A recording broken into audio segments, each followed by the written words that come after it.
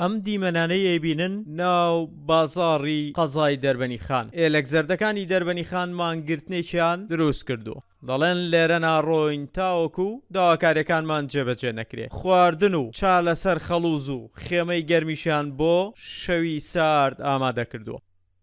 ئێمەکو دەستەی چالاکەوانن چەند جارێک پێش ئێستا خۆپیشاندانمان ئەنجام داواتینە سەر شەقام. خۆپیشاندانی ئەم جارەمان خۆپیشاندان نییە، مانگرتنیەکی سەرتاسەریە تا داوای مافەڕەوەکانی خەڵکی شاری دەربەنی خان ئەگاتە جێگەی خۆی و دەسەڵاتدارانی هەرێم یان بەدەم داواکارەکانمانەوە. دڵنیا بە ئینشەڵڵا جارەوەکو جارەکانی کە نییە بە هەڵدانی خێمە و دروستکردنی نان و هاوکاری چەند کەسایەتیەکی شاری دەربەنی خان سوپاسیانەکەی ناتون بەدەممانەوە. ئینشەڵڵا ئێمە بەردەوامە بین پشت بەخوای گەورە هەتا ئەو کاتەی دەسەڵاتی لەسەر خەت و مافەکە داواکانمان بۆ جێبەجێیەکە ئینشەڵڵا.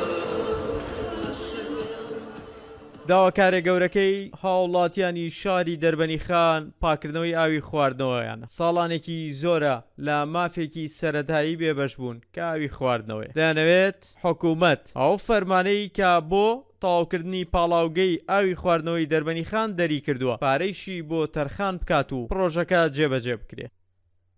و گربوونەوەیەکە زیاتر مەدەنیانەیە و هیوادارین کە دەسەڵاتی سیاسی دەسەڵاتی حکومڕانی هەولێر و سلێمانی بێدەدەنگ چونکە ئێمە دەربەنی خان کێشەیەکی قوڵی مەترسیدارێ ئەویش ئەو ئاوەیە کە ئاوێکی شیاوی خواردنێ بە هەموو پێوەرە تەندروستەکان. دەربەنی خان قەزایەکە 65 کیلۆمەتر دەکەوێتە باشووری سلێمانیەوە. با نزیکەی 70,000 کەسی تێدا دەژی، بەڵام دانیشتوانەکەی ئاوی خواردنەوەی تەندروست نییە بیخۆنەوە سەرڕاوەیەوەی کێشەی ڕێگەوبان و کارەبا و تەندروستی لا قەزاکەدا هەیە. چەند جارێک خۆپیشاندان و ڕێپێوان ئەنجام دراوە بۆ ئەوەی گوێیان لێ بگرن پرۆژەکانیان بۆ جێبەجێ بکەن، بەڵام جێبەجێ نەکرا. دەڵێن حکوومەت گوێی نەگرت بۆیە ناڕۆینەوە ئەم جارە تاوەکو گوێمان بۆ نەگیرێ و تەواوی داواکارەکانمان جێبەجێ نەکرێت. ڕێبین محەممەد شارپرێس دەربەنی خان.